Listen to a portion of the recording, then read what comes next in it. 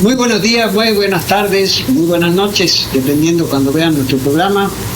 Como siempre, saludamos a todos nuestros navegantes, a quienes nos siguen, que les agradecemos mucho esto, y también pasamos a saludar a nuestros personal detrás de cámaras, a Edgar, a Víctor, ahora se incorporó otro compañero, Manuel, a nuestras becarias, a Ana, a Brenda, y por cierto, pues Alfonso. Hola, Marcelo. Aquí estamos una vez. Hoy quiero mencionar que tenemos un invitado, que aquí lo tenemos, es Kevin Bello Catalán. Él es estudiante, bueno, ya terminando. Ya terminando. La licenciatura. La licenciatura en Historia. En Historia. ¿En? La FES Zacatlán, un año. Perfecto. Entonces, él es un invitado que tenemos y que nos va a proporcionar información acerca de un periodo de la historia de la ruta Acapulco-Manila, que, si mal no recuerdo, va de 1750 a 1800. Es decir, no exactamente la ruta Acapulco-Manila, sino el movimiento portuario de Acapulco. ¿Y qué tiene que ver esto con la economía local, con la economía de la Nueva España, etcétera, etcétera? Es un tema muy amplio que se ha abordado durante mucho tiempo por investigadores, historiadores, tanto mexicanos como españoles, que por cierto ahí habría que hacer un análisis crítico de la participación española en esto, aunque han cambiado las cosas. Pero bueno, sin ir más lejos, yo creo que podríamos dar una pequeña semblanza, no sé, Alfonso, si no, y una pequeña semblanza. Ya es 2026. ¿Perdón? No se le olvide que ya es 2026. Sí, claro. Sí, que cuando salga este programa ya es 2026. Así es. Sí, y pues nada, va a ser, si no me equivoco, va a ser el primer invitado de la segunda temporada. Exacto. Sí, era muy importante en realidad, desde que Kevin viene, ¿no?, al museo, tener un programa sobre él, ¿no?, y sobre su perfil, porque es parte de esta comunidad y de la juventud de Acapulco, sí, que se dedica a las humanidades. Sí. Y no, yo creo que es muy valioso, ¿no?, rescatar todo ese tipo de perfiles, sobre todo porque si abundan, no son conocidos, y si no abundan, pues menos. Sí.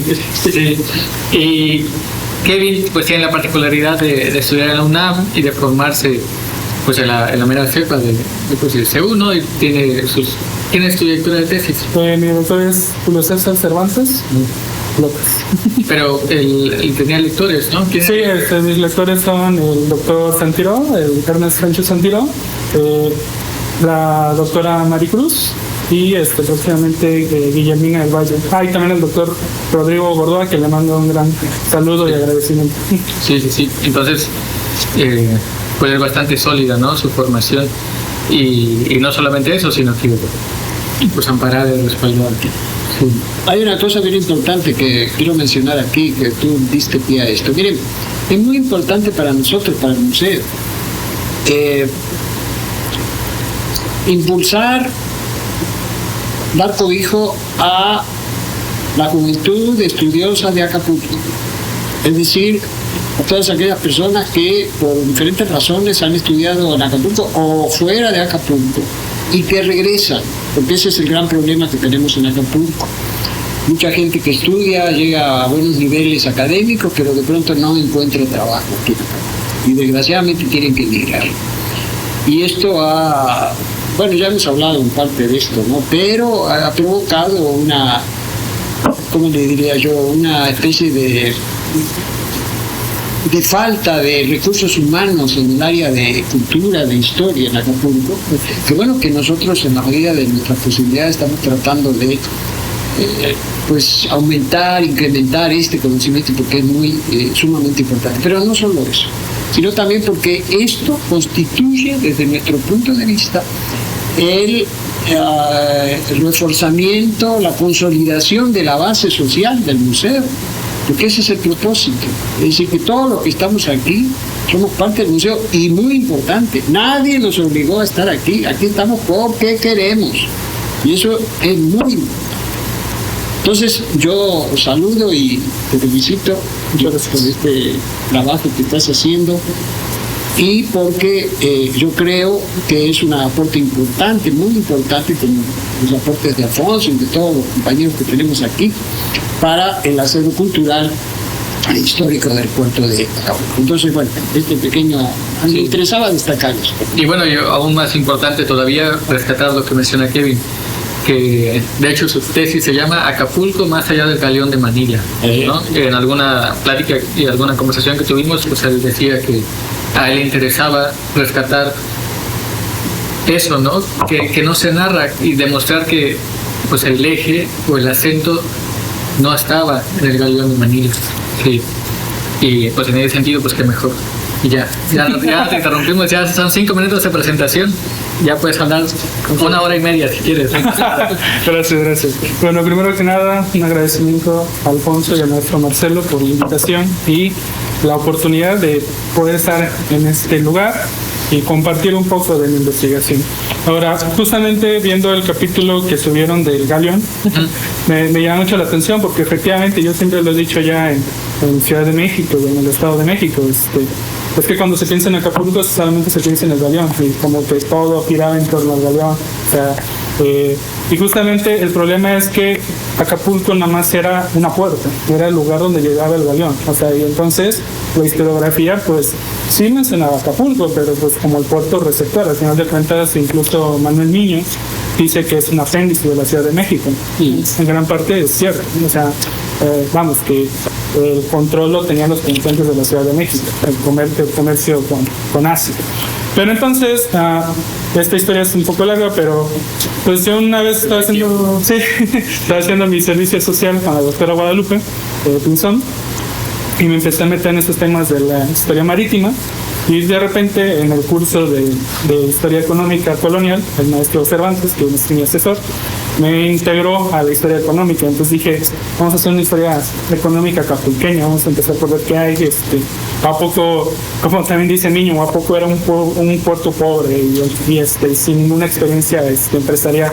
Me llamó la atención ver qué había más allá, y ya cuando haces un estudio local de Acapulco, te das cuenta que es un caso muy particular y muy interesante, que la historiografía justamente pues viendo a grandes comerciantes como lo puede ser Irraeta justamente, y Casa, pues de todos estos grandes comerciantes, pues perdemos de vista estos pequeños y medianos comerciantes locales que al final de cuentas tal vez nunca compararon el nivel de riqueza a estos grandes comerciantes, porque obviamente ellos tenían redes no solamente en Nueva España, la tenían también en Sudamérica, en Asia, en Europa, y a lo mejor estos actores eran muy locales, pero que justamente ellos eran los que articulaban al final de cuentas la economía popular. Y bueno, para lograr todo esto, primero tuve que investigar si Acapulco se había desarrollado como un puerto, porque al final de cuentas, efectivamente, el galeón era, legalmente hablando, claro, porque había comercio ilícito, pero legalmente hablando, el galeón era el único navío que podía llegar. En casos extraordinarios de guerra, como lo fue la Guerra de los 7 años, podían llegar embarcaciones de Perú, de Guayaquil, que ya en ese momento era del virreinato de Nueva Granada, pero bueno, y también del Perú, a comerciar, porque pues obviamente el Atlántico era muy peligroso y era la forma en que se abastecía al Perú y a otros virreinatos del sur por medio del Atlántico. Como ya era peligroso, pues se permitía el viaje por la mar del sur, pero casos extraordinarios. Entonces justamente hice una base de datos que fui recolectando de los registros de navíos que hay en el AGN, en el indiferente virreinal, y justamente lo que revelan mis datos es que efectivamente de lo que va de 1750, año en que inicia mi estudio, hasta 1777 aproximadamente, el movimiento portuario se limitaba únicamente al galeón, al galeón y una que otra aparición de algún buque perdido o en constancias de guerras de otros buques peruleros sobre todo. Pero con la llegada del libre comercio, el movimiento se expande y coincide con la guerra coloquialmente la Guerra de Independencia Americana. ¿A qué año se expande? Se expande a partir de 1777 hasta 1810. De hecho, ahorita voy a explicar eso, pero justamente tuvimos la suerte de que con la liberación comercial se expande por la Guerra de Independencia Americana, o también conocida ya formalmente como la Guerra Anglo-Española de 1779 a 1783. Se expande más porque hay muchas oportunidades, hay muchos beneficios para el comercio del sur. Solamente una nota ahí, Kevin, para la gente que no lo sepa. ¿Qué es lo que tuviste que revisar? Tuve que revisar en el Archivo General de la Nación los expedientes de Indiferente Virreinal. Un agradecimiento a Indiferente Virreinal, todo un tesoro que debe ser estudiado por quien quiera adentrarse en ese mundo. Marina, Filipinas, Reales Cédulas, Real Hacienda y ¿ya dije Filipinas? Sí, no Filipinas. Industria y comercio. E industria y comercio en el indiferente, porque en el normal, vamos a decir, el que sí está catalogado completamente bien, no había mucho, pero en el indiferente virreinal sí había un montón de... Claro, es que digo, para pasar el indiferente virreinal lo que es que no supieron cómo catalogar, o sea, que son un montón de folios, son un montón de carpetas literal, que no supieron bien dónde colocarlas ya en el archivo normal, que sería Marina normal, y las fueron catalogando en el indiferente, pero ya con una subdivisión que podía ser indiferente virreinal Marina, que se refiere a que este tema de Marina, pero no supieron dónde colocar. ¿Y más o menos cuántas hojas? Sí fueron muchas. Bueno, sí, no tienes una idea, ¿no? Sí, no, de hecho, bueno. ¿Hubo necesidad de hacer paleografía? Sí, claro. ¿Había procesal encadenada? No, es lo que te iba a decir. Gracias a Dios, ya siglo XVIII, ya en ese momento ya escriben más o menos bonito, sí, ya, pero sí, de hecho, pues también, justamente algo que comentaba con el maestro Marcelo hace rato, es que, claro, a veces había muchos términos coloquiales que uno de repente en primera instancia como que te refieres. Ahorita a lo mejor no se viene una idea, un ejemplo de la mente, pero a ver si más adelante me acuerdo. Sí, por ejemplo un término que mencionaste, peruleros. Hay apellidos todavía aquí en Acapulco. Sí, pero a lo que voy es que ese era el nombre que le daban a los barcos que venían, sobre todo del Perú, del Callao. Exacto. Porque en esa época le decían peruleros. Así como a los japoneses no le decían japoneses, le decían japones. Pero era el léxico, hablando del léxico de esa época. Sí. Entonces los barcos peruleros eran los que venían. Es más, no solo aquí en Acapulco tenemos localizado en un mapa el lugar del vigía de los peruleros, que era diferente, era un cerro diferente al del vigía de los chinos. El vigía de los chinos era el que se dedicaba a ver cuándo llegaban los barcos que venían de Manila. Y el de los peruleros, los barcos que venían de Sudamérica. No solo del Perú, también de Valparaíso. Así es, Valparaíso, Chile. Bueno, esa era una pequeña nota. Sí, claro. Tecnológica. Sí, y de hecho es muy cierto. De hecho, justamente los datos que arroja mi investigación a lo largo de 1750-1810 es que el comercio transpacífico significó un cuarto de todo el movimiento marítimo de Acapulco. O sea, esto nos habla pues que al final de cuentas, producto también de las políticas españolas, de la decadencia en el movimiento transpacífico, pues obviamente el galeón fue disminuyendo su trayectoria. De hecho, pues pasamos de un galeón cada año ya a partir de la década de los 90, a partir de la década de los 80, pasamos de un año a dos la llegada del galeón. O sea, ese comercio tan regular que era como un reloj, ¿no? O sea, era lo seguro, era como, yo creo que en la Nueva España era como la forma de saber que se había cumplido un año, un ciclo, sí, era que el galeón llegaba puntualmente. Puntualmente nos referimos, claro, porque es un tema también náutico, puntualmente nos referimos a que llegaba con un año, porque no había una fecha exacta que llegara. No. Es más, no podía haberla porque navegaban con el viento. Con el viento, de repente el viento, no hay viento, tienes que esperar. Exactamente, sí. Se habla de periodo. Periodo, exactamente, sí, porque obviamente no era que el galeón llegara un 30 de diciembre, no, o sea, podía llegar en diciembre, podía llegar en febrero, podía llegar en enero, pero bueno. No era un crucero. No era un crucero. Solamente como nota, ¿no? Para que quede ahí también. Pregunté esto de los archivos porque la investigación de Kevin, o lo que nos trae, pues es resultado de un arduo trabajo de investigación. Sí. Y no solamente eso, sino que está curtido con la mejor cepa, ¿no? No en vano hizo el servicio social con la maestra Guadalupe Pinzón. Sí, entonces él sabe lo que es el Gran rigor. conocida nuestra. Es el rigor. Sí, entonces, Sí. no, es en serio, ¿no? O sea, realmente hay un trabajo detrás y es un trabajo serio. Sí, claro, sí. Sí.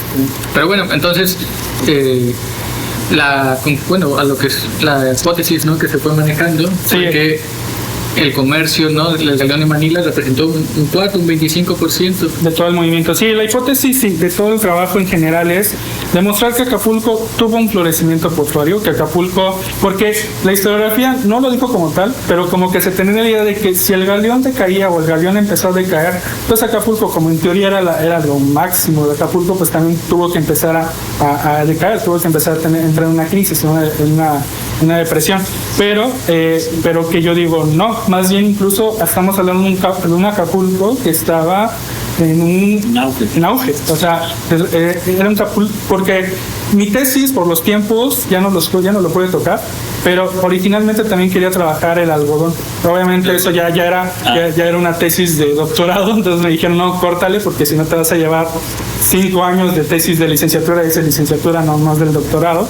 Pero, claro, Acapulco entonces tuvo un trabajo temporal que era el movimiento portuario, porque claramente, aunque sí hubo un florecimiento portuario, aunque sí creció el movimiento, debemos de decir en claro que también no es que entraran 100 barcos al año. Estamos hablando de que pasamos de un barco a máximo 17, que fue, según mis datos, creo que fue por 1807, que encontraron 17 buques en un año. Pero estamos hablando también de un movimiento no tan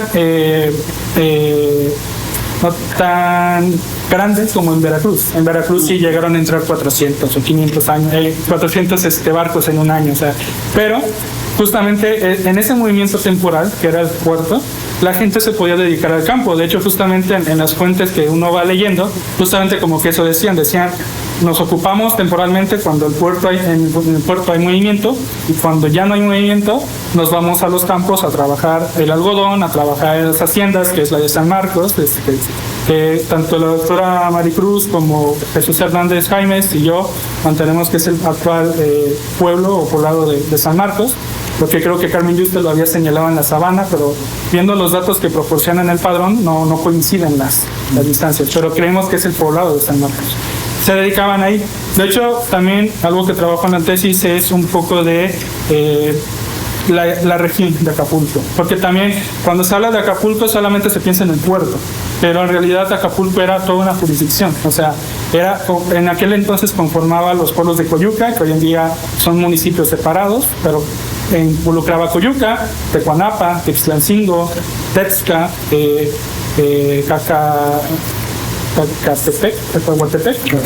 Tecahuatepec y la hacienda de San Marcos, que era la más grande. De hecho, era tan grande que, según el padrón de 1791, tenía más población que el mismo pueblo. O sea, era tanta su producción porque se dedicaban a la carne. Ellos eran los que abastecían a los barcos de la carne seca, porque también otro término marítimo, no podían llevar carne tan fresca porque obviamente se echaba a perder, tenían que llevar carne seca o salada, como se le dice. Y también tenían salineras. La sal, al final de cuentas, es importante para todo este procedimiento o para llevarse seguramente a las minas de Tasco. Y posiblemente también trabajaban la agricultura, ya sea del algodón o del maíz, que era de los alimentos más consumidos localmente. Pero sí, San Marcos. Sí, San Marcos. O sea que prácticamente estamos hablando de cuánto medía el municipio de Acapulco. De hecho sí lo tengo en Una vez un taxista me preguntó eso a mí, que si yo sabía hasta dónde colindaba Acapulco y hasta dónde no. De hecho,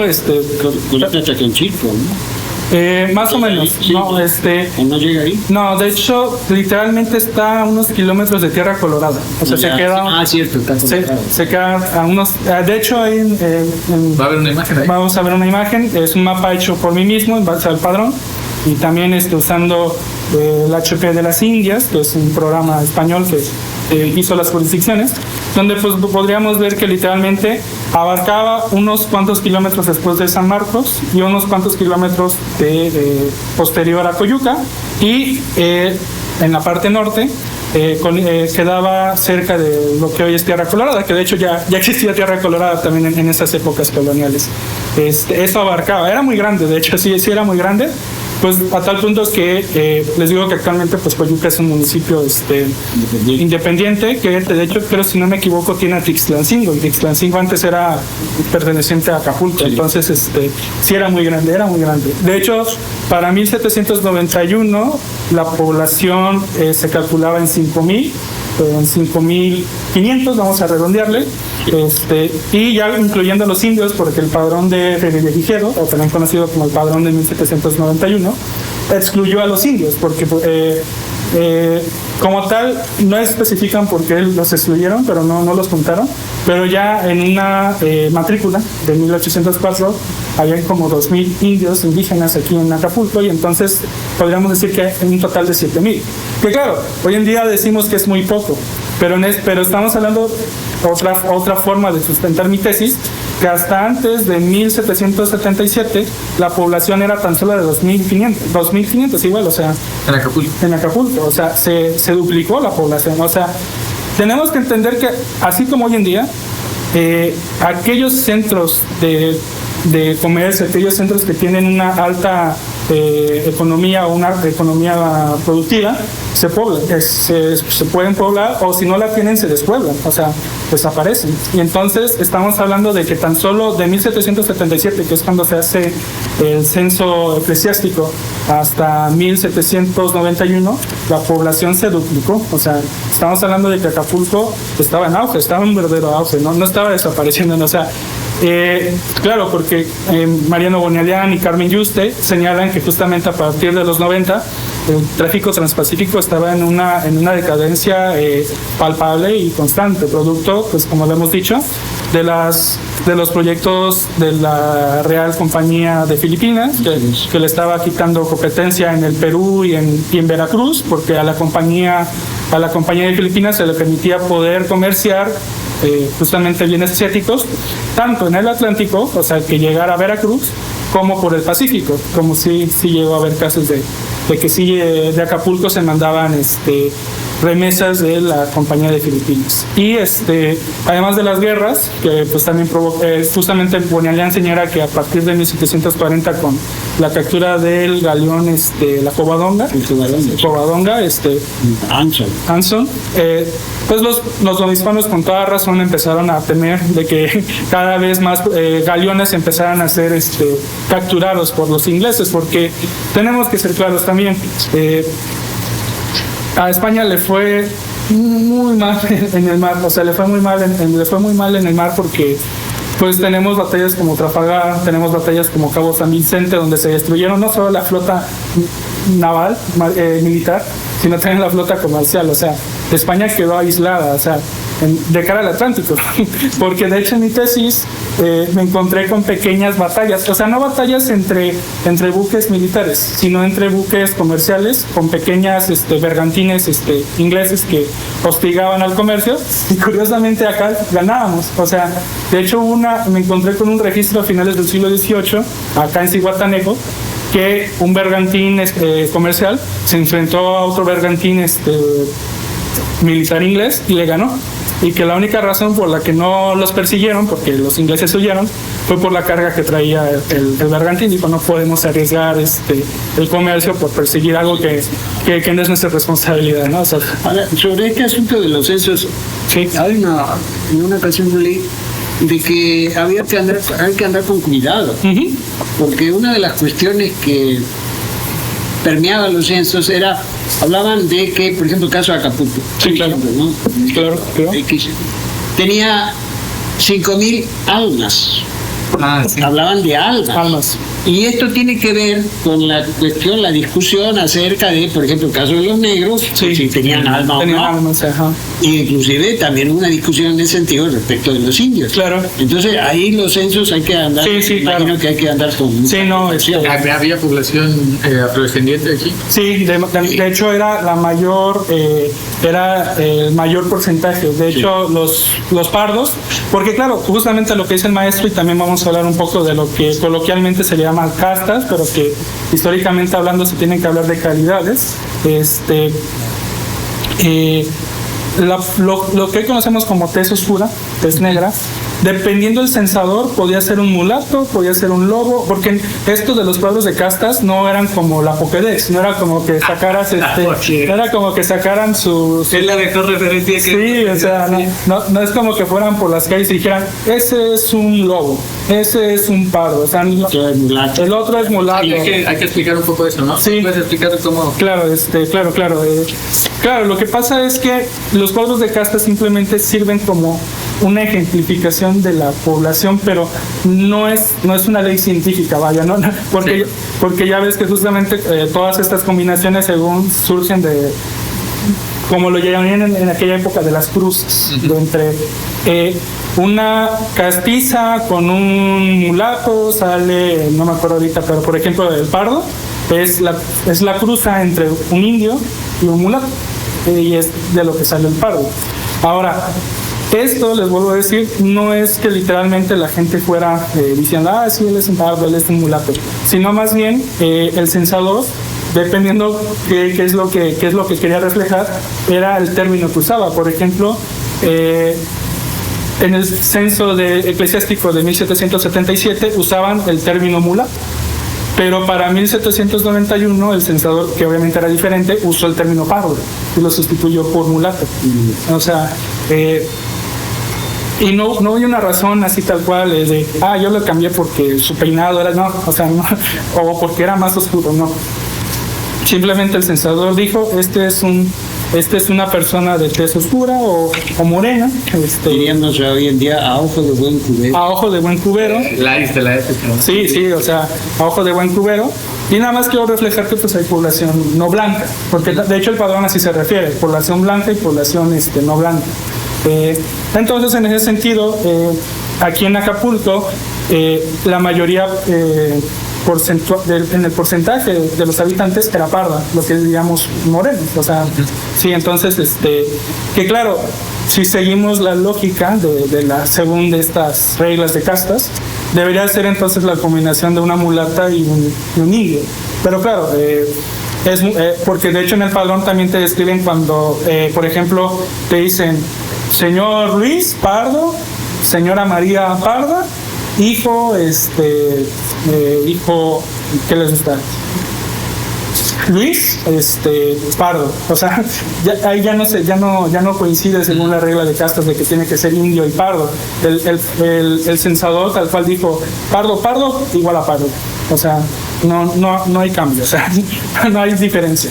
Entonces, pues él sustituyó, por ejemplo, el término mulato por pardo. Y de hecho, es curioso porque en Acapulco, solo para esa época, 1791, solo se registraron dos esclavos, tal cual, porque también tenemos que aclarar eso.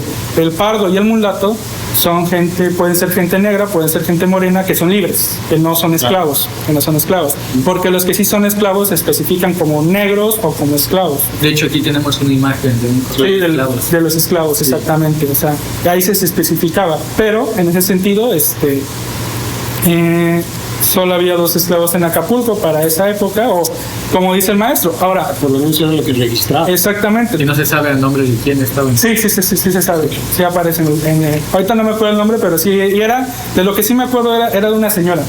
Era de una señora, porque, si nos da tiempo, una rápida explicación, la esclavitud aquí en Nueva España era diferente a la del Caribe, a la que hoy conoceríamos como Estados Unidos, que para esa época ya existía Estados Unidos, y la de Portugal o lo que hoy sería Brasil.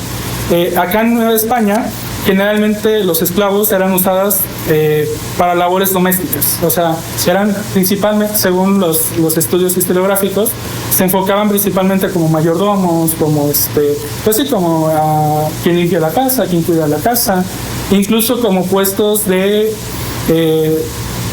pues de autoridad, pero no de autoridad de que tengan un rango, sino más bien como el encargado. Por ejemplo, en los obrajes, capataz, exactamente, capataz, ponían a un esclavo como capataz, y él era quien, literalmente así dicen los trabajos, quien daba los latigazos a los indígenas o a los trabajadores. De hecho, pues justamente... Era Esquirol, Sí, o sea, exactamente, es que al final de cuentas, pues está en un rango de poder, tiene el control del lugar de trabajo y él es el que se encarga de hacerlo producir, como funcionaba en esa época. De hecho, algunos autores, esto ya no lo digo yo, lo dicen algunos autores, creen que parte del racismo posible, una de las posibles razones del racismo indígena a algunos negros fue que justamente se veían reflejados a un capataz. De hecho un estudio, bueno, de un historiador... O sea, era bastante común. Sí, era bastante común. De hecho, aquí va una anécdota chistosa. En Chiapas hubo una rebelión de indios, no me acuerdo en qué fecha, pero hubo una rebelión de indios. Y los indios iban a linchar al hijo del hacendado, del español. Y quien rescató al hijo de ser linchado fue un esclavo negro. Él se abrió paso a machetazos, literal, la fuente dice a machetazos, o sea, fue dando tajados a los indígenas. Y él rescató al hijo del hacendado. O sea, sí, claro. Vamos a ser también muy honestos. No había una conciencia, no había un apoyo entre oprimidos, vamos a decirlo así. No. Y aparte se reproducía toda esta lógica del poder, o lo que decía Hegel, ¿no? La dialéctica entre el amo y el esclavo. Sí, exactamente, sí. O sea, no había, por eso no hubo una cooperación entre... Curioso, porque incluso entonces Hollywood, en esta película que tiene, la de DJ Django, sin penas, lo que le echan en cara es que el negro es libre, ¿no? Es liberto. Sí.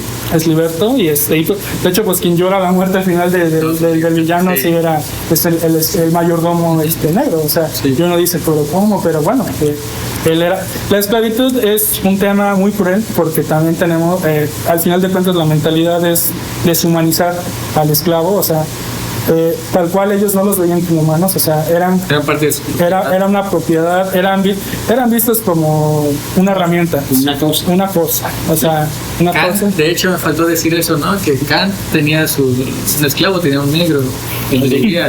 Sí, cuando se cansaba de caminar pedía que lo cargaran. Sí. Así que sabrán. Sí. Y nos hablaba de la moral. Ahí va la filosofía. Ahí va la filosofía. Que leían así, alemán. No, pero sí es muy complejo. Sí, es muy complejo y sería también otro tema interesante para el futuro. Hablar de la venta de esclavos porque pues también la historiografía como que no se ha puesto a investigar a profundidad y de repente cuando uno pregunta a expertos ¿de dónde llegaban los esclavos a Acapulco? Algunos dicen, podían haber llegado del camino de México, podían haber llegado del comercio con el sur, o sea, no hay una explicación. Entonces ahí viene la buena pregunta, ¿no? Como los de proyecto escolar. Sí, no. ¿Dónde llegaron los esclavos a la Costa Chica? ¿De dónde? ¿Sabes de dónde? No, desgraciadamente no, pero... Porque existe ese mito, y es un mito, no hay una fuente histórica que diga que un barco naufragó y de ahí salieron. Sí, de estos famosos palenques, que era... Los palenques, anteriormente los palenques eran literal los poblados que se hacían los esclavos que se escapaban. O sea, es un palenque, pero justamente Mariano Bonelian, si no me equivoco, y Manuel Niño encontraron que había un comercio con el sur, posiblemente por Río de la Plata, o sea, de lo que hoy es Argentina, de lo que hoy es Buenos Aires, que ahí sí comerciaban y que de ahí posiblemente pudieron haberlo subido. Pero como tú dices, yo no he encontrado tal cual un comercio muy constante. También al final de cuentas, al menos de cara al sur, parece ser que no entraron tantos, parece ser que entraban más obviamente del Atlántico. Y sobre todo, aquí es muy interesante que sí haya, porque si hay una población tan grande, una de las características de los puertos es que siempre hay una gran población afro, como el caso de Veracruz también, que Veracruz tenía a sus milicianos de Pardos y también su mayoría poblacional era afrodescendiente. Entonces significa, obviamente muchos historiadores dicen, claro, es que vinieron con esclavos y después se quedaron ahí, se integraron y todo. Entonces, una posible explicación es que sí había un comercio o algo tuvo que haber para que la gran poblacional, la gran mayoría poblacional de aquí fuera parda.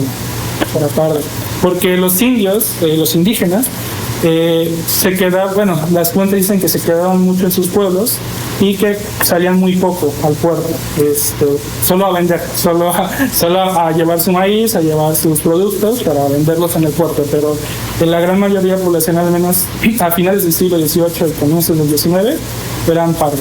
Superaron por mucho a los indígenas aquí en Acapulco.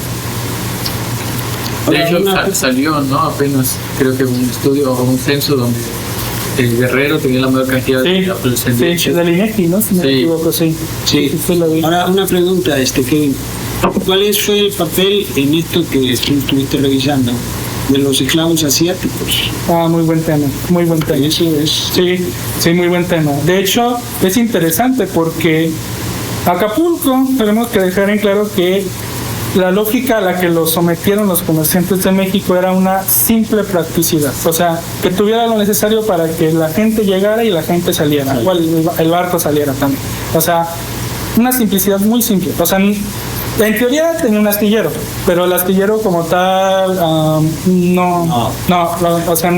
Y luego la gente profesional no se quedaba porque pues obviamente en teoría no debería haber barcos todo el año hasta que llegara otra vez el galeón, y entonces pues se iban a Veracruz o se iban a otras partes. Entonces solo llegaban la gente profesional cuando llegaba el galeón, porque el galeón requería obviamente las faenas porque claro, como ha dicho el maestro Marcelo, la travesía obviamente era llegar al norte, o sea, salir de ahí a la altura de Japón, o sea, sí, de ahí llegar a las Californias y de ahí bajar. Entonces el trayecto era brutal. Le llamamos Océano Pacífico, pero dicen los marinos que en esas latitudes, al norte, a 38, 40 grados de latitud norte, el Pacífico, lo único que tiene de Pacífico es el nombre. Sí. Que sí, la gente se pone muy complicado. Pegan olas, y entonces pues obviamente, a ver, que sí hubo galeones que sí llegaron muy maltrechos, pero llegaban, sí, otros que se hundieron, pero en general sí llegaban, aunque sí pues necesitaban reparaciones, porque si los aventaban así como llegaban otra vez al mar, se iban a hundir, no iban a regresar. Entonces era necesario que hubiera gente para ayudar en las faenas. Entonces ahí sí, algo de lo que trata también mi tesis es que justamente hasta antes del libre comercio, toda la gente especializada o la gente que se contrataba para estas faenas, en su mayoría venían de otros lugares. Por ejemplo, el que estaba encargado, si no me equivoco, como calafatero de aquí, ya certificado por casi certificado por la Real Hacienda, venía de, si no me equivoco, Cuernavaca.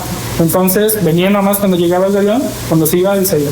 O sea, sí, bueno, ya no había nada. Había cumplido su chamba, le habían pagado y ahora vamos. ¿Y conseguiste más nombres o registros de los carpinteros de Rivera? De hecho, es a lo que voy. Justamente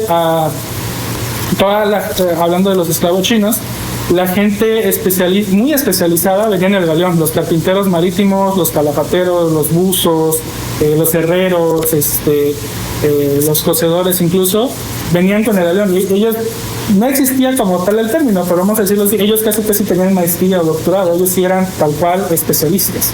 Acá en el puerto lo que se conseguía era, sí maestros, pero en el término gremial, o sea, como maestro carpintero, que obviamente en aquellas épocas también un carpintero te podía hacer muchas cosas, o sea, no era nada más un carpintero de hacer mesas o de hacer muebles, porque de hecho pues los bergantines con los que sitiaron a Tenochtitlan, lo hizo un carpintero, y nunca se especificó que fuera un carpintero naval, era como un carpintero, y el carpintero sabe hacer barcos. Entonces justamente todas estos trabajadores venían de otras partes, pero ya cuando Acapulco empieza a tener movimiento fluido con el comercio del Pacífico, ahora son carpinteros locales los que son contratados.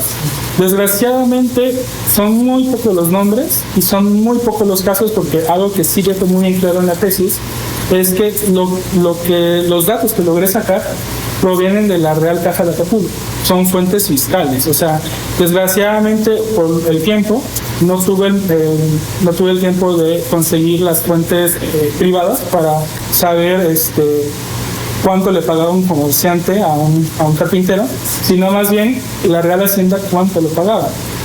Con un caso extraordinario que fue justamente también creo que se llamaba la Aurora, la fragata Aurora, que fue contratada para llevar al virrey de Perú en 1783. Fue contratada y ahí le pagaron a los carpinteros locales. De hecho, es muy interesante porque Hasta antes, todo el abastecimiento y todos los trabajadores venían de Puebla, venían de Ciudad de México, venían de Veracruz, pero con este caso demuestra también que ya incluso el abastecimiento venía localmente. Ahora el trigo para hacer los panes marítimos o los bizcochos, la galleta marinera. o la galleta marinera, también conocida, ahora el trigo venía de Chilapa. Sí. De Chilapa. Y antes, de hecho tengo un caso muy interesante que sí lo cuenta en la tesis.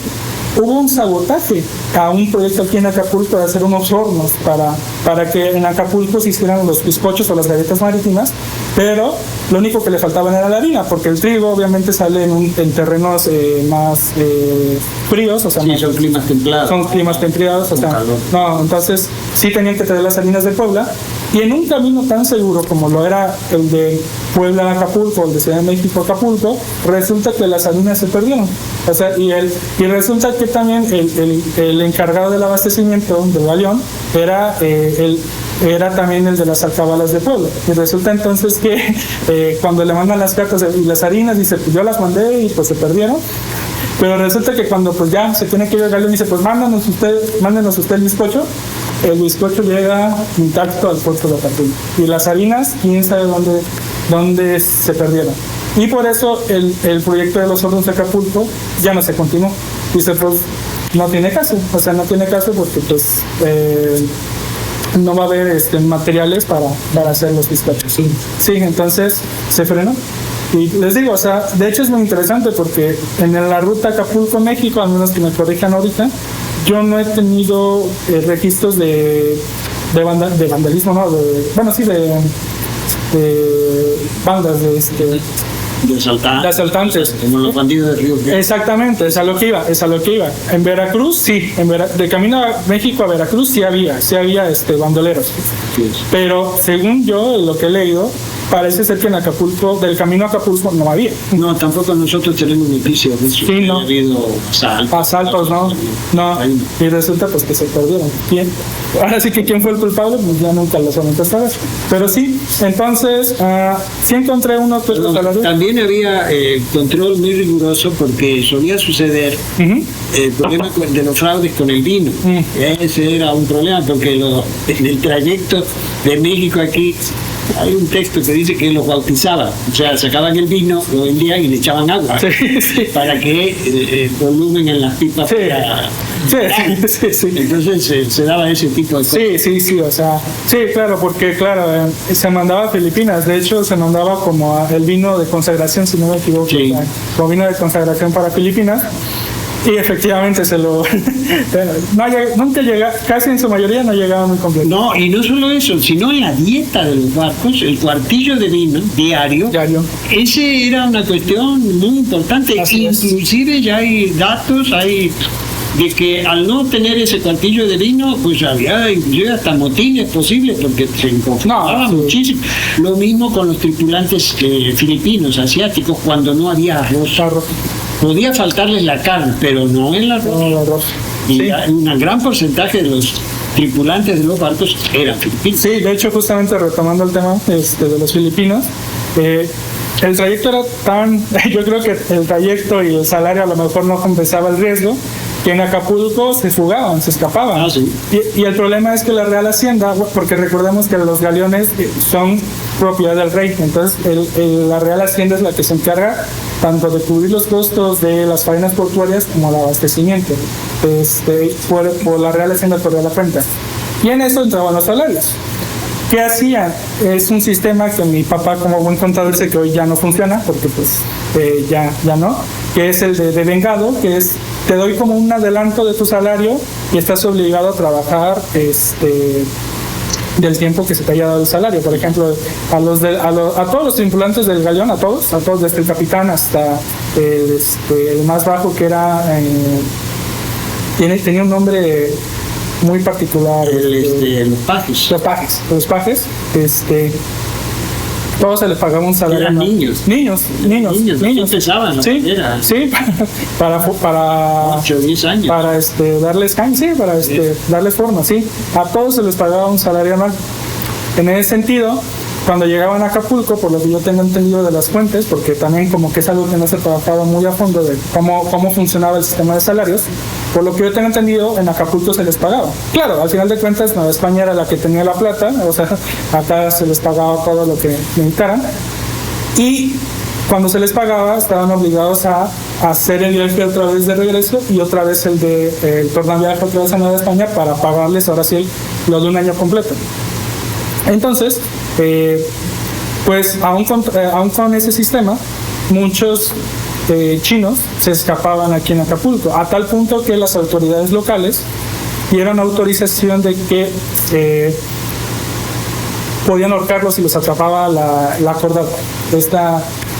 Esta patrulla local, esta patrulla regionales. Había chinos entonces que se tiraban a perder. Sí, había chinos, de hecho sí, sí.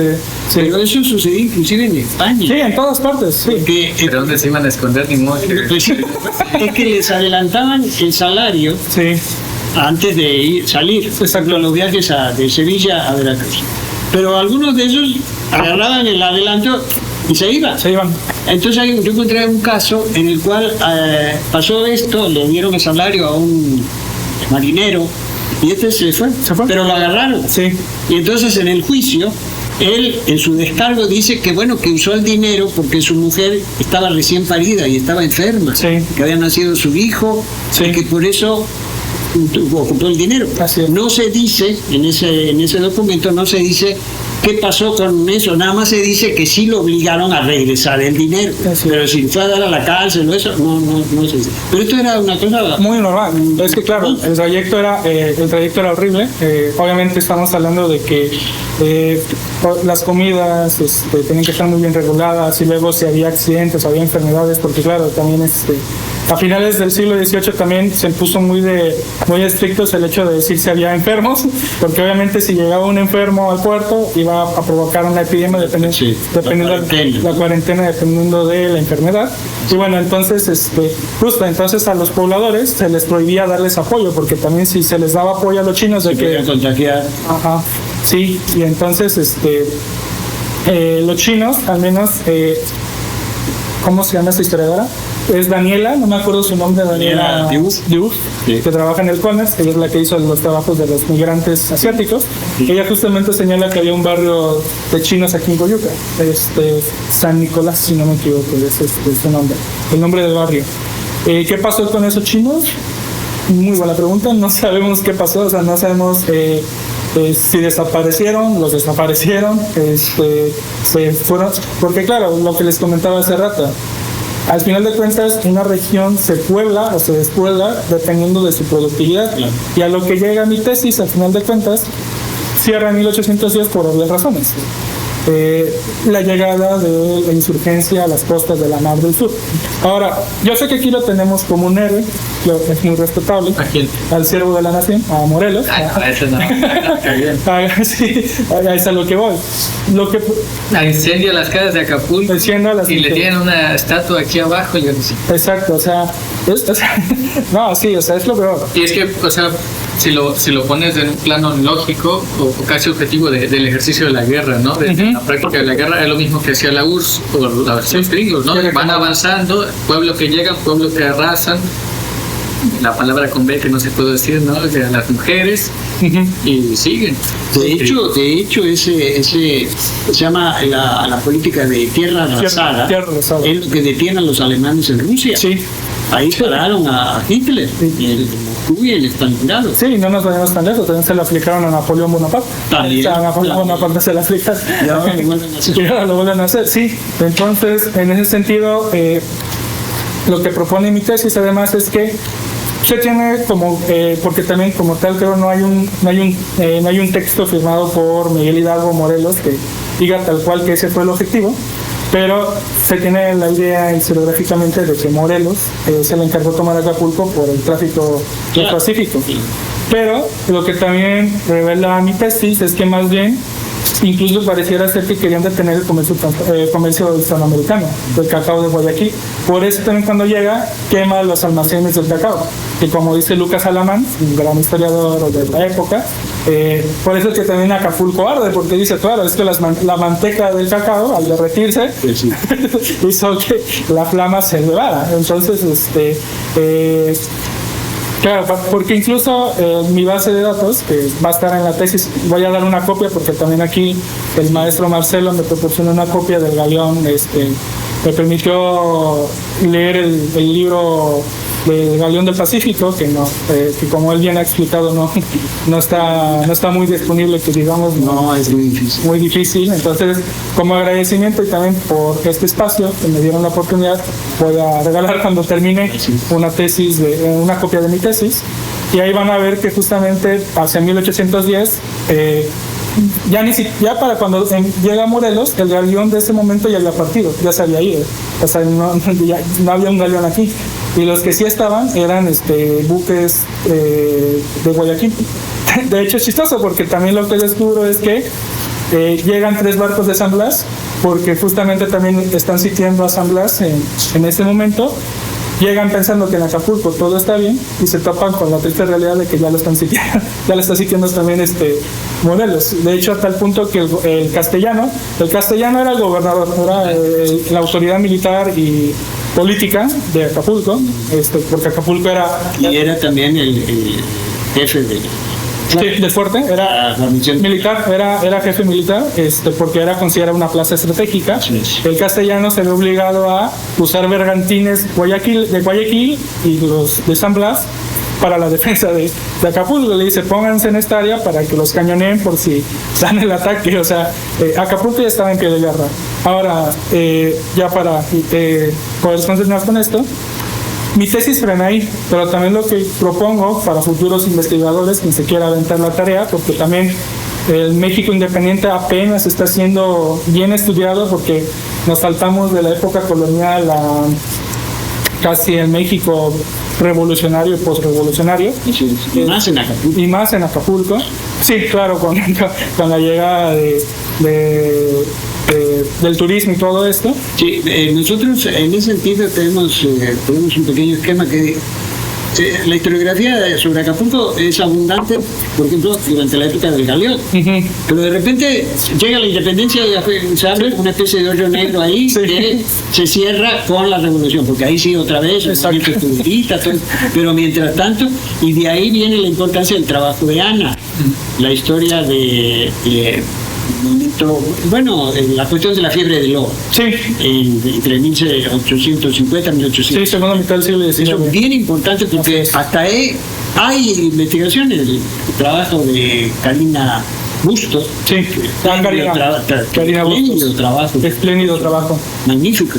Pero es muy poco difundido, lo conocemos 3 o 4 personas. ¿No? Sí. No tiene el nivel de difusión, digamos, en el imaginario social mexicano. No tiene el lugar que tiene, por ejemplo, el Galeón de Canil. Exactamente. Ahí sí, mal que bien, casi todo el mundo sabe, tiene una idea de que esto existió. Exactamente, y justo a lo que invito es que tenemos que hacer eso, porque claro, como bien dice el maestro, yo conozco sobre todo el trabajo de Karina. Karina se va hasta la segunda mitad del siglo XIX. Así es. Pero ella también dice, pero tenemos un hueco desde casi 1821 hasta la época que yo trabajo, ¿no? Entonces, y por ejemplo, yo que le estoy diciendo que hubo un auge, pues yo digo que se detuvo, pero como también se pensaba de Zacatecas también se pensó que con la independencia ya no se recuperó, pero posteriores trabajos demostraron que de hecho se recuperó. Sí. En ese sentido, mi tesis pues termina como un freno, pero deja la invitación a que futuros trabajos nos digan se recuperó, no se recuperó, o se recuperó hasta la segunda mitad del siglo XIX. De hecho, justamente hablando de eso, hasta antes de conocer el trabajo de Karina, yo decía, es un siglo perdido el siglo XIX. O sea, un siglo, parece. Sí, eso parece un siglo perdido. O sea, es un siglo perdido de Acapulco. O sea, ¿qué pasó? O sea, fue un puerto que literal no tuvo movimiento, fue un puerto que sí tuvo. Bueno, de aquí salió Juan N. Álvarez, era gobernador de aquí de Acapulco cuando hace todos los movimientos de la revolución de Ayutla. O sea, eso me dio a entender que pues si él eligió Acapulco es porque es algo de importancia, ¿no?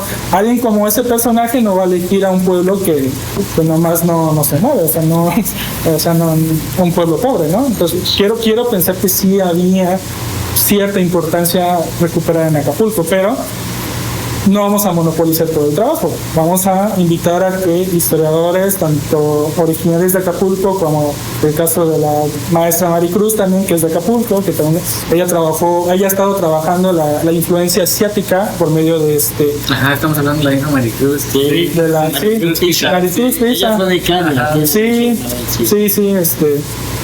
Yo tuve la oportunidad de conocerla hace poco, muy buena persona, ella pues ha trabajado las influencias justamente, invitar a seguir trabajando porque les vuelvo a repetir, hasta antes de esto, bueno, y demás trabajos, pues decíamos de Acapulco, ¿qué? O sea, ¿qué tuvo? O sea, Acapulco pues, nomás fue un puerto, apéndice de la Ciudad de México, no sin importancia. De hecho, incluso Manuel Miño tal cual dice sin experiencia empresarial. Y yo justamente lo que estudio es que incluso hubo personas que podemos considerar empresarios en el sentido de que fue un comerciante, fue un militar, fue casi agente comercial de Icaza, que es un gran comerciante, estuvo involucrado en la Real Hacienda, estuvo involucrado en el cobro de impuestos del consulado, que me gustaría hacer una microhistoria de él, lo que conocemos como microhistoria de este personaje, y que es pardo. O sea, y luego uno piensa que la Nueva España era tal cual así racista y que decía, tú no puedes estar aquí porque eres negro, porque eres pardo, porque eres mulato.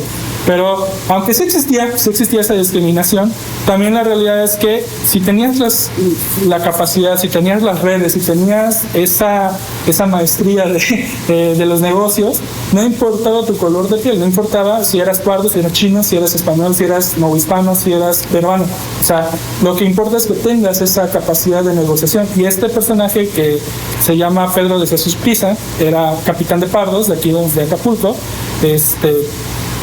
fue comerciante, fue capitán, estuvo involucrado en la Real Hacienda, fungió temporalmente como el encargado de la Real Hacienda de la Caja de Acapulco, aquí temporalmente.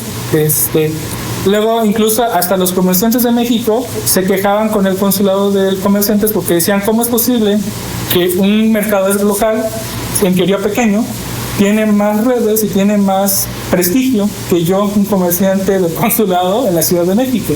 A tal punto que, como bien explica Jesús Hernández Jaimes, la única forma que lograron de destronar a este pardo fue con la independencia, que fue que lo acusaron de ser pro insurgente.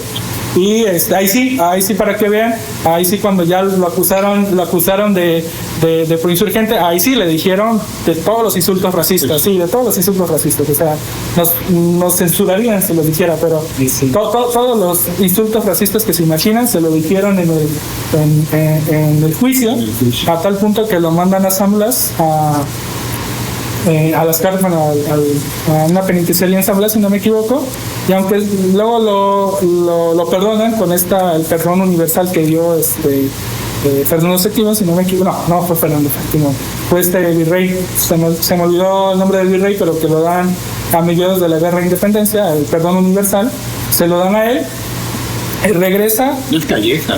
No, Calleja fue el duro, fue el de la guerra. Ese sí, el único perdón que daba era destruyendo al enemigo. No, era otro. El único perdón era el de la tumba. Era el de la tumba, exactamente, era el del Señor Jesucristo, porque él no perdonaba. Pero bueno, este personaje pues regresa a Acapulco y hasta ahí nos quedamos con él porque ya no sabemos más, pero seguramente sí le costó recuperarse, pues porque obviamente perdió las redes, tuvo cierta desventaja al regresar. Pero es un personaje que la historiografía lo mencionó Guadalupe Pinzón, pero lo menciona porque fue mencionado en un pregón que terminó. El pregón era la forma en la que la Real Hacienda sacaba lo que hoy llamaríamos contratos para el abastecimiento de ciertos ciertos productos. En ese sentido, el pregón de la carne salada la sacaba la Real Hacienda aquí en Acapulco, porque ojo, también ya para ese momento ya era en Acapulco el pregón, porque antes igual se hacía en Ciudad de México o se hacía en Puebla, que eran los centros donde se mandaba la carne. Pero ahora es la hacienda de San Marcos, o es la hacienda, iba a ser la ranchería de Pisa, de Pedro Jesús Pisa, quien podría ofrecer la carne. Entonces ahí lo menciona y ella lo menciona. Pero este personaje, obviamente, cuando tú lo buscas en toda la generalidad, sobre todo cuando lo comparas con Irraeta, con Icasa, es un punto en el mundo. Pero ya cuando lo ves localmente, que es lo que importa, hacer una historia local, o sea, ya no comparar Acapulco con la Ciudad de México, porque obviamente la Ciudad de México era un monstruo, ni siquiera con Guadalajara ni con Puebla, es más, ni siquiera con Veracruz, porque también Veracruz todavía tenía más movimiento, pero cuando ya haces una historia local, te das cuenta de estos personajes tan interesantes que la historiografía no los ha revisado, porque justamente se centraban en grandes cosas, se centraban en el comercio transpacífico, se centraban en el comercio con Sudamérica, pero obviamente a nivel general. O sea, el trabajo clásico de Manuel Miño del cacao de Guayaquil, su trabajo es de la generalidad, era como el comercio del cacao con Guayaquil, pues era distribuido, comerciado, los precios a nivel general. Y cuando toca Acapulco, pues como nada más lo toca así tal cual, desde una distancia muy, muy lejos, dice, pues es un puerto pobre, sin experiencia empresarial ni laboral. Pero ya cuando te acercas, dices, ¿a qué nivel? Porque a nivel local, claro que sí tenía experiencia empresarial, claro que tenía ofertas laborales. Pero claro, si lo vemos desde la gran distancia, desde la Ciudad de México, desde Puebla, desde Guadalajara, no, es irrelevante. Irrelevante. Por eso también mi tesis, la que manejo es la historia, el término que manejo para todo esto es la historia oficial. La historia oficial yo la agarro de Antonio García de León, que trabaja en Veracruz, y él lo que define por historia oficial es justamente estos grandes comercios, como en el caso de Veracruz, el de la carrera de Indias o el de las flotas, que opacan la historia regional de Veracruz y no permiten ver las particularidades de la historia regional. Y es justamente esa metodología que yo tomé. Por eso es que también yo dije, más allá del galeón, o sea, sí, el galeón está presente, el galeón siguió estando presente, en decadencia y todo, pero cuando llegaba igual movía gente, movía plata, movía mercancías, pero más allá del galeón, ¿qué hay? Y cuando ves más allá del galeón dices, está el comercio con Hispanoamérica, que claro, ahorita hemos mencionado mucho a Guayaquil, pero era con San Blas, con Monterrey en las Californias, lo que es las Californias, con Realejo, con Sonsonate, con Panamá. Igual va a haber un mapa ahí que yo elaboré de las conexiones marítimas, ahí aparecerá. Y también con Valparaíso, con Callao, con Paita, con Guayaquil, o sea, incluso con Cantón, que hubo un caso excepcional en la guerra de independencia, donde este buque San Francisco, de Paula, que era de la compañía de los 5 gremios, si no me equivoco, su viaje ordinario era de Filipinas, pasar por Cabo de Buena Esperanza y subir a España. Pero obviamente, pues con la Royal Navy amenazando el Atlántico, le dijeron, lánzate a la Nueva España. Y entonces de Cantón salió directamente a Acapulco, llegó a Acapulco, usando la misma ruta que Galeón, era la ruta universal. Entonces, hay todo un movimiento portuario en Acapulco que no solamente se limitó con el galeón, porque incluso si nos quedáramos con esa impresión de solamente el galeón, efectivamente Acapulco pues dejó de, si de por sí se limitaba al galeón, en los años que no hubo galeón, pues Acapulco no existía. Pero claro, y les vuelvo a repetir, ya no me dio tiempo, pero no solamente estamos hablando del puerto, estamos hablando del algodón que se cultivaba alrededor, de las carnes, de las sales, o sea, todo un proceso que iba en un auge constante en Acapulco, que es con lo que termina mi tesis, es decir, Acapulco estaba en un auge, o sea, Acapulco sí estaba en una época muy superior a sus predecesoras, o sea, que se frenó con la llegada de Morelos a Acapulco. Kevin, te quiero hacer una pregunta. Antes de que saliéramos al aire, me comentaste una cosa que a mí me resultó muy interesante, que creo que sería importante poner aquí.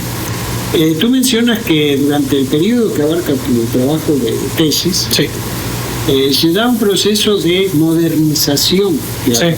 Me gustaría que... Claro. Voy a comentar por qué me interesa esto. Porque en el caso de la tesis de Ana, sobre la historia marítima de Acapulco durante la fiebre del oro, la hipótesis partió de dos preguntas. Bueno, más bien de una pregunta: ¿qué era Acapulco en ese momento? Sí, claro. O bien era un pueblo, como bien comentaste tú, perdido, que nadie le hacía caso, quién sabe qué pase ahí. Ajá. O bien, como no había comunicación con el centro, pero entonces, o bien miraba al Pacífico. Ujú. Y llegamos a la conclusión, la investigación de Ana llega a la conclusión que era eso, es decir, Acapulco miraba al Pacífico, no al centro del país. Sí. Entonces, en ese aspecto, claro, estoy hablando ya del 19, tú estás un poco antes, ¿no? Claro, claro.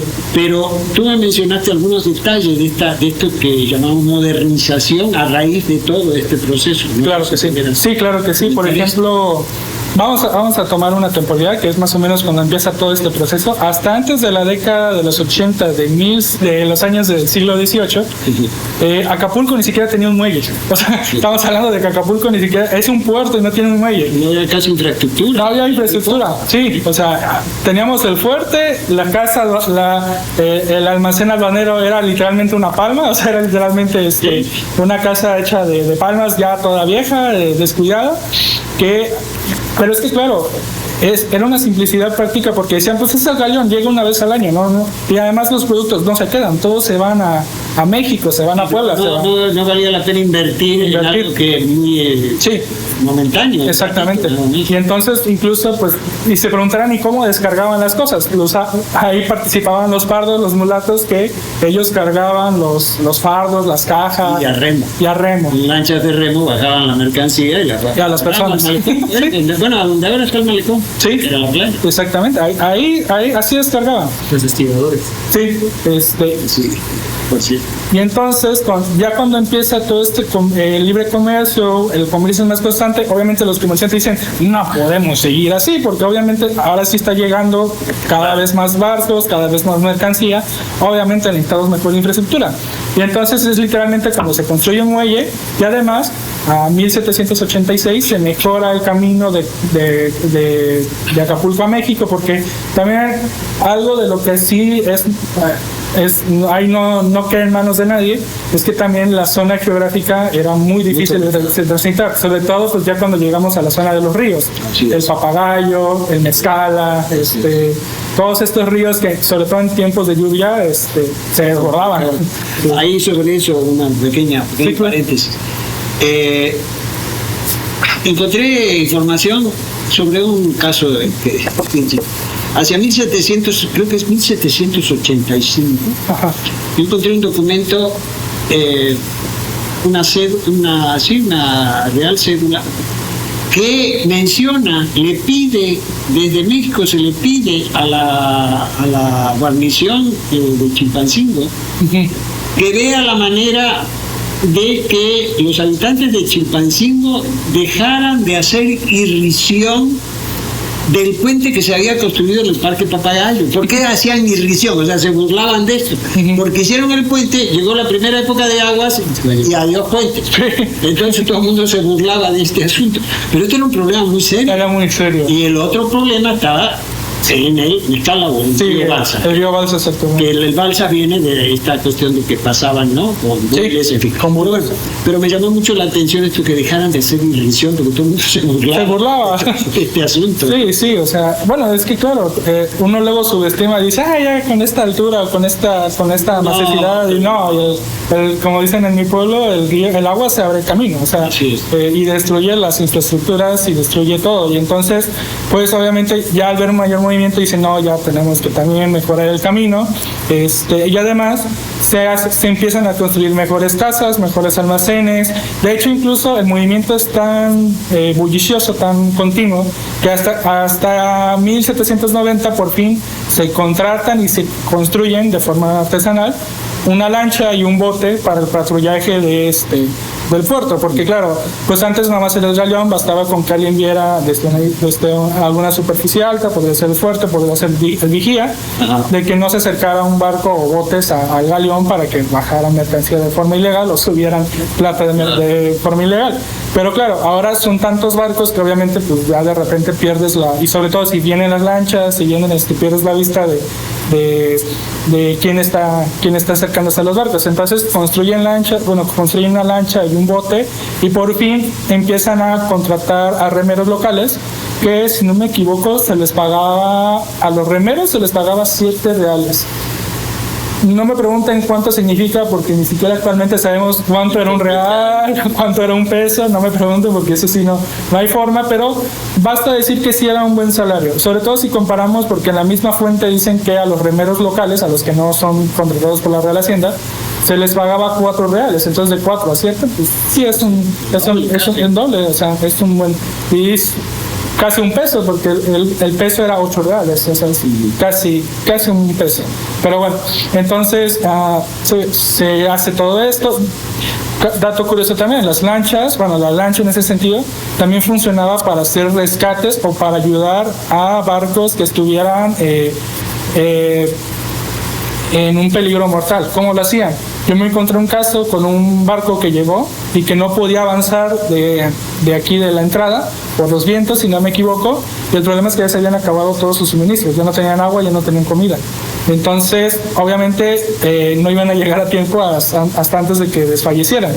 Entonces se mandó una lancha con provisiones, al menos para que cubriera lo necesario y el barco pudiera anclar a buen puerto. O sea, también era necesario, porque ahora sí ya hay un movimiento constante donde ahora sí ya puedes dar apoyo a los barcos o vigilarlos fiscalmente, porque claro, en todos los puertos, Veracruz, Campeche, Acapulco, San Blas, en todo se cometía corrupción, en todos había ilegalidad, en todos había fraudes, o sea. Y por ejemplo, Antonio García de León señala cómo los ingleses hacían las tranzas, que fingían una avería en el barco, y entonces llegaban a Veracruz y decían, no, pues es que tengo que reparar el barco, entonces tengo que descargarlo. Sí. Entonces descargaban toda la mercancía en un almacén, y según arreglaban el barco, pero en la noche esa mercancía la vendían, sí, y compraban mercancía eso estaba totalmente prohibido. Sí. Y entonces llenaban el barco. Entonces una vez que terminaban de hacer eso, entonces decían, no, pues ya arreglamos el barco, vámonos. Sí. Habiendo ejecutado actividades totalmente ilegales. Exactamente. Sí, de hecho, no nos vayamos muy lejos. Igual la pasaba aquí con los peruleros. Decían que les había tocado un temporal, que un temporal era referencia a un huracán o a una fuerte lluvia que los dañaba o los sacaba de rumbo, y entonces decían, no, originalmente nosotros íbamos a Guatemala, pero pues el Mozón y los temporales nos sacaban a Acapulco.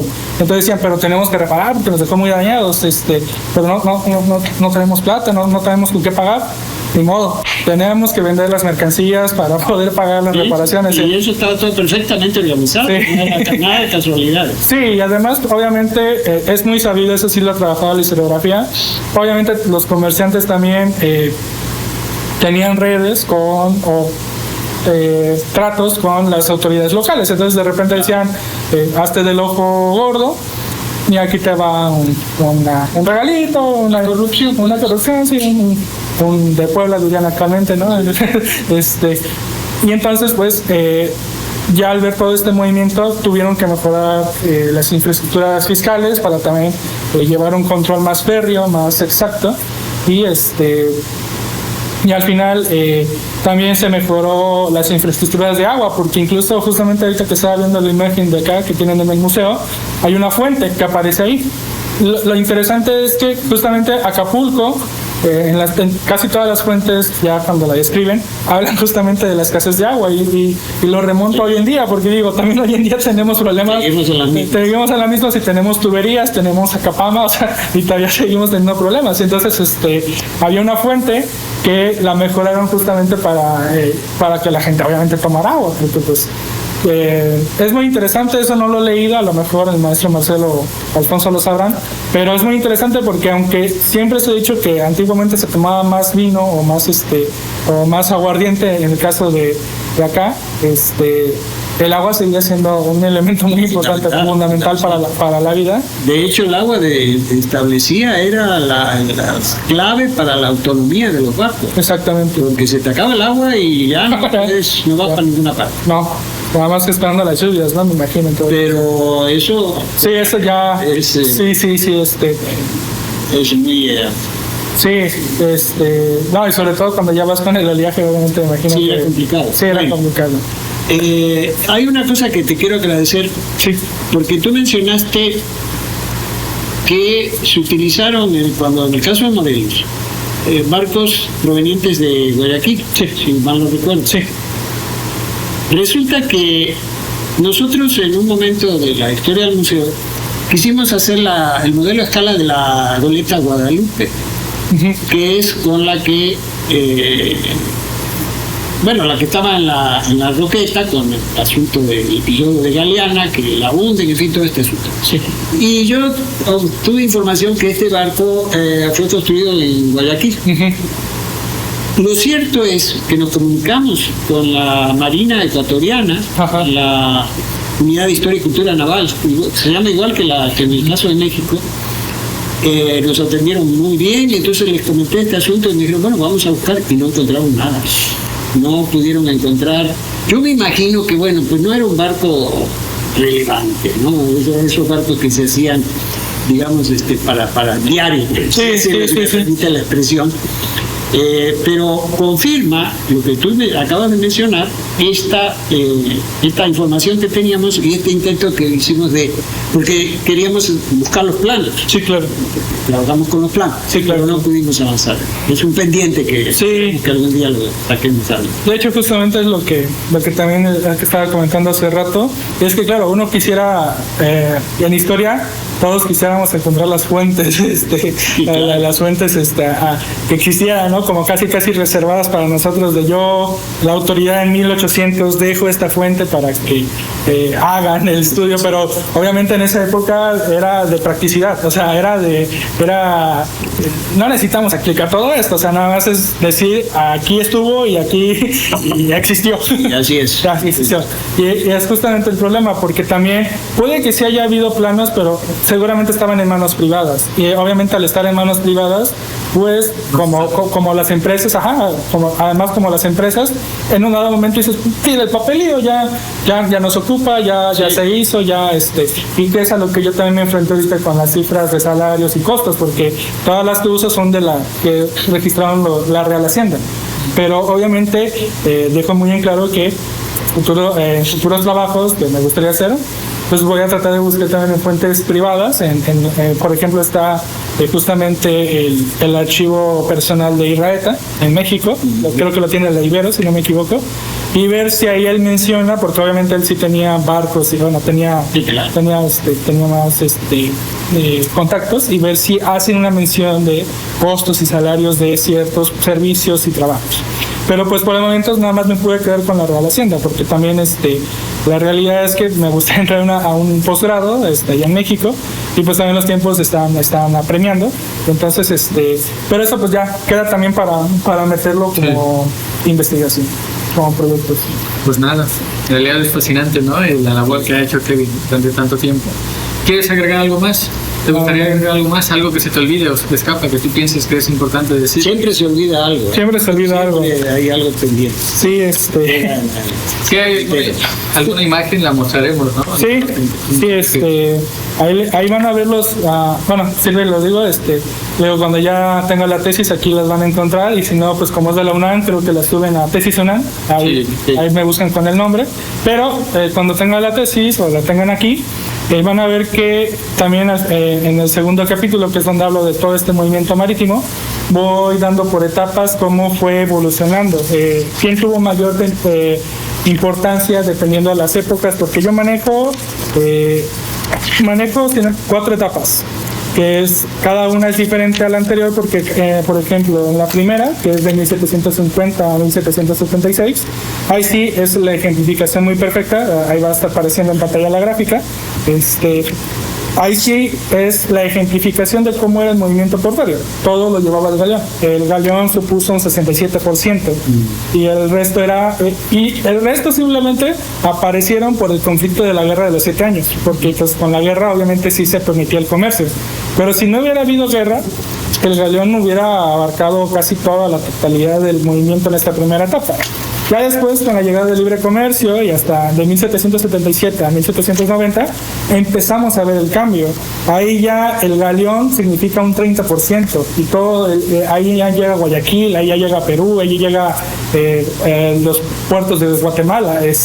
Ahí ya significa más de un 50% del movimiento hispanoamericano. O sea, por eso les digo, o sea, es importante retomar también estos trabajos, porque también aunque Mariano lo trabajó, aunque lo ha trabajado Miño, no lo han hecho desde las fuentes acapulqueñas, generalmente los hacen desde las alcabalas de la Ciudad de México. Y claro, ya en las alcabalas de la Ciudad de México ya se te perdió una, ya se te fue otra, ya se desvió, ya compraron a la autoridad local y ya no registró todo. O sea, y pues también es como para dejar así la línea roja de se tienen que hacer trabajos desde las fuentes locales también, porque también, obviamente, piénselo como hoy en día, no sé, el SAT, su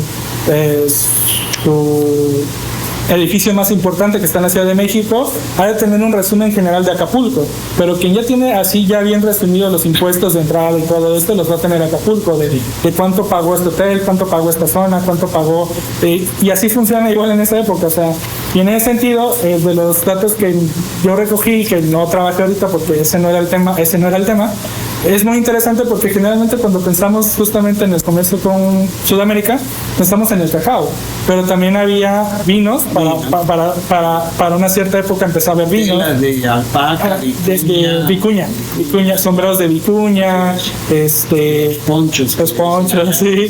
Incluso lo que ellos conocían como hierba de Paraguay, que es la hierba mate. La hierba mate, claro. Sí, la hierba mate, o sea, lo que conocemos como hierba mate y ellos lo conocían como hierba de Paraguay, si no me equivoco. Y entonces, pues, en las gráficas pues se muestran que es ya de 1791 y de 1791 a 1800 y de 1800 a 1810, verán que ya el comercio transpacífico ya era un cuarto, o sea, ya empezó a ser superado constantemente por el comercio con Hispanoamérica, y para la primera década del siglo XIX, que es de 1800 a 1810, indiscutiblemente el comercio con Guayaquil era el más importante de Acapulco. Por eso es que yo sostengo que a Morelos no se le encargó tanto para cortar el flujo del comercio transpacífico. Claro, era también estratégico, estaba también presente, pero pareciera ser que el peso incluso más estratégico estaba en cortar ese importante flujo de intercambio de cacao por plata y otros productos entre México y Guayaquil y Sudamérica, porque también es algo que también sería muy interesante después trabajar, también ver hasta qué punto el comercio con Hispanoamérica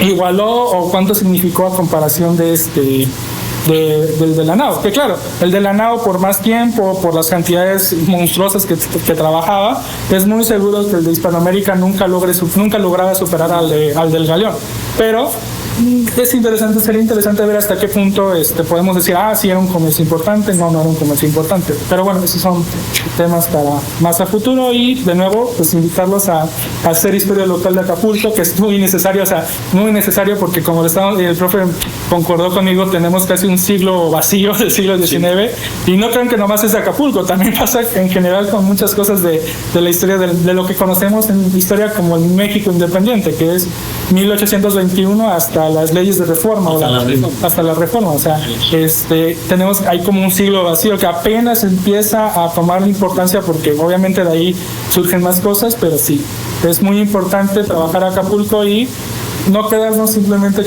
con el Galeón, que el Galeón también es muy importante, muy llamativo, pero que también Acapulco tuvo más allá.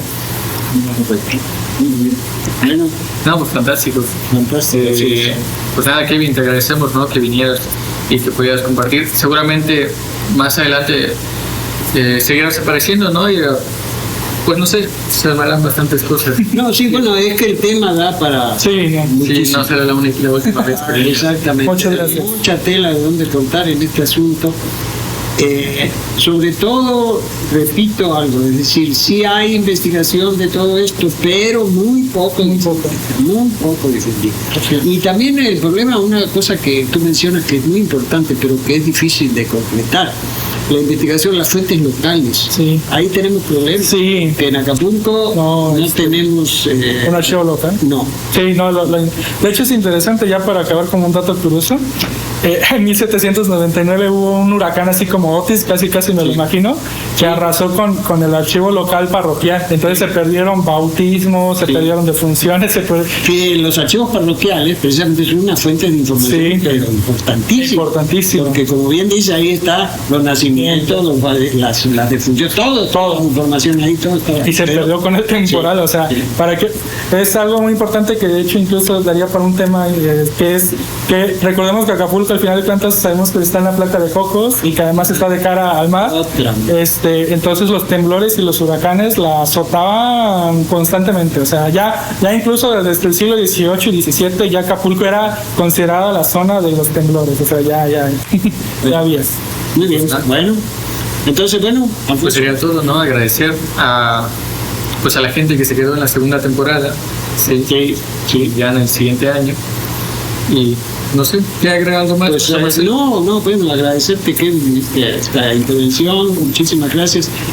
Quiero comentarte que para nosotros es muy importante tu participación. Muchas gracias. Porque uno de los propósitos de esta organización, el Museo Naval, es precisamente fomentar el trabajo de gente como ustedes, gente joven, que viene de atrás, que viene trabajando y que en muchas ocasiones pues no se tienen que ir de Acapulco por diferentes cuestiones de otro tipo. Y para nosotros es muy importante el trabajo de todos ustedes, porque eso indica que Acapulco tiene gente, hay pensamiento, hay historia. Desgraciadamente, bueno, por otras circunstancias que no vamos a tocar ahora, todo esto no se tiene en cuenta. Esto es un problema. Pero bueno, Kevin, muchas gracias. Un gusto conocerte. Y pues quedas, bueno, esta es tu casa, ¿qué te puedo decir? Aquí, que cuando puedas, cuando quieras venir aquí, está tu casa. Muchas gracias. Mucho gusto. Y de nuevo un agradecimiento a Alfonso por la invitación y al maestro Marcelo por al contrario, gracias a ti. El espacio. Y gracias. Muy bien. Entonces, amigos, pues hasta aquí llegamos en este programa, en la segunda temporada. Seguimos navegando como siempre, ¿no? Con nuestro programa y bueno, agradecer a nuestros artilleros, como siempre digo, al pie del cañón, otra vez a Víctor, a Edgar. Bueno, Roberto todavía no nos está acompañando porque está convaleciente, pero va a salir bien y todo va muy bien. Entonces, y a todos ustedes que nos han seguido en este programa, muchísimas gracias y hasta la próxima.